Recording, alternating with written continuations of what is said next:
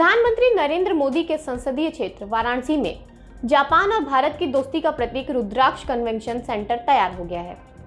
कहा जा रहा है कि उसका उद्घाटन जापान और भारत के प्रधानमंत्री के साथ होना है। 3 एकड़ में शिवलिंग के आकार में रुद्राक्ष कन्वेंशन सेंटर को बनाया गया है। इसमें शिवलिंग नुमा आकार के चारों तरफ 109 रुद्राक्ष की आकृति उभारी गई है। इतना ही नहीं, इसका नाम भी रुद्राक्ष कन्वेंशन सेंटर रखा गया है। इसके जरिए काशी की कला, साहित्य, संस्कृति और सभ्यता को नया मंच मिलने जा रहा है। इस संबंध में वाराणसी के मंडला आयुक्त दीपक अग्रवाल ने बताया कि वाराणसी नगर निगम और जापान के साथ जो समझौता हुआ था, उस समझौते का परिणाम अब साकार हो गया है। अंतर्राष्ट्रीय कन्वेंशन सेंटर रुद्राक्ष बनकर तैयार हो गया है। इसकी खूबसूरती का अंदाजा इसके अंदर जाने के बाद ही होगा। इसका सबसे बड़ा आकर्षण इसका जो मेन या कहे तो मुख्य आकार है वह है। इन्होंने बताया कि जापान और भारत की मित्रता का संदेश देता यह कन्वेंशन सेंटर अब बनकर तैयार हो गया है। इसकी चाबियां भी हाल ही में स्मार्ट सिटी वाराणसी को कार्यदायी संस्था ने सौंपी है। यह देश का सबसे बड़ा कन्वेंशन सेंटर होगा और आने वाले दिनों में बनारस को रिप्रेजेंट करेगा। रुद्राक्ष कन्वेंशन सेंटर का मुख्य ऑडिटोरियम इतना बड़ा है कि एक साथ 1200 दर्शक बैठ सकते हैं। दिव्यांगों के लिए अलग से स्पेस के साथ हर लाइन की आगे की कुर्सियां पोर्टेबल हैं। इसके अलावा इस कन्वेंशन सेंटर में 150 कार पार्क हो सकती हैं। छोटे हॉल में भी एक साथ 200 लोगों के बैठने की व्यवस्था है। इसमें एग्जीबिशन के लिए गैलरी है, lobby, open space, landscaping, parking आदि की सुविधा है। पर्यटकों को ध्यान में रखकर इसमें बीच बीच में फूड फेस्टिवल, हैंडीक्राफ्ट प्रदर्शनी का आयोजन भी किया जाएगा।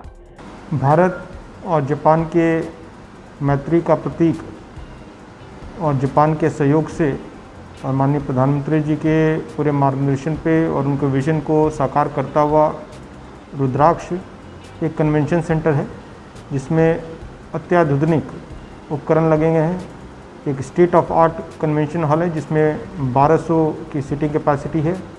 इसके अलावा इसमें कुछ अन्य हमारे छोटे मीटिंग हॉल्स हैं। इसके अलावा इसमें सोलर पैनल्स लगे हैं और एक ये सिग्नेचर बिल्डिंग है जो एक वाराणसी की एक नई पहचान बनेगी और ये अब बन के तैयार हो गया है और इसका शीघ्र ही लोकार्पण किया जाएगा।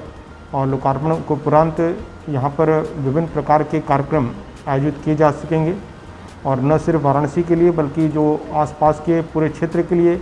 और मेरे को जहाँ तक लगता है कि at least eastern part of India में इतना खूबसूरत और इतना अत्याधुनिक कोई कन्वेंशन हॉल नहीं है और ये एक नई दिशा देगा वाराणसी के टूरिज़्म को भी, लोगों के लिए रोज़गार के अवसर प्रदान करेगा और पर्यटन के मैप में और हमारे जो यहाँ पर विभिन्न प्रकार के कार्यक्रम होते हैं उसके लिए एक बहुत बड़ी उपलब्धि, बहुत बड़ा इंफ्रास्ट्रक्चर वाराणसी को उपलब्ध हो जाएगा। ये करीब इसका नींव रखा गया था करीब 3 साल पहले और उसके पश्चात इसमें काम शुरू हुआ और बीच में 2 बार कोरोना का प्रथम वेव और सेकंड वेव में थोड़ा सा काम भी इसका प्रभावित हुआ और उसके पश्चात लेकिन हम लोग ने इसको अब पूर्ण कर लिया है और शीघ्र ही इसका लोकार्पण होगा।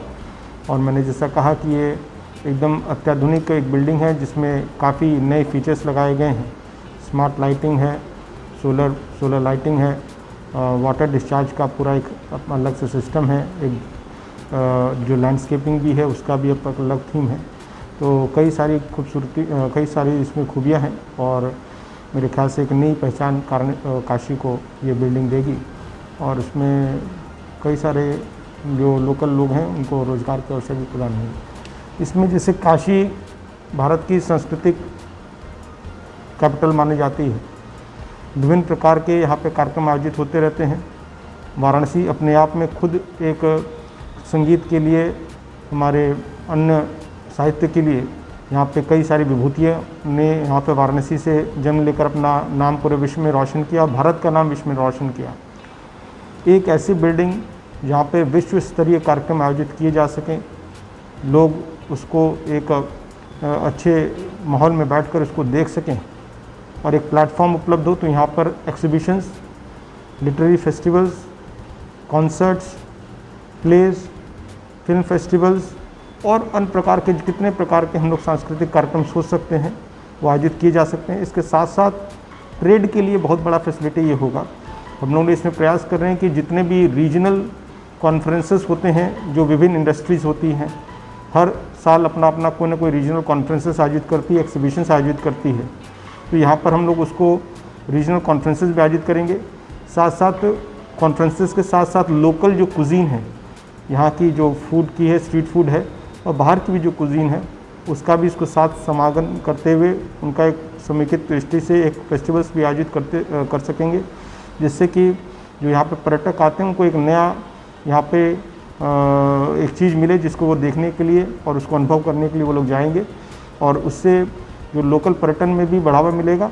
जैसे अभी वर्तमान में लोग अब 1 रात या 2 रात यहाँ पे ठहरते हैं, ये एक नया आयाम शामिल होने से एक और रात ठहरने के लिए उनको एक इंसेंटिव मिलेगा, और मुझे लगता है कि लोकल इकोनॉमी में काफ़ी बड़ा बूस्ट इससे मिलेगा। मैंने कहा कि ये ऑलमोस्ट हमारा कंप्लीट हो गया है, हैंडओवर की कार्रवाई भी करीब करीब पूर्ण हो गई है, और बहुत शीघ्र ही इसकी जो लाभ है इसको यहाँ पे काशी को और आसपास के लोगों को उसका मिलना शुरू हो जाएगा। पेश है न्यूज बकेट हिंदी मासिक पत्रिका। पढ़ें इस महीने की पूरी खबर विस्तार से हमारे न्यूज बकेट की मैगजीन में। हमारी ई मैगजीन को मुफ्त में पढ़ने के लिए अभी लॉग इन करें www.newsbucket.in पर। इसके अलावा रोज की ताज़ा खबरों के लिए हमारे YouTube चैनल को तुरंत सब्सक्राइब करें।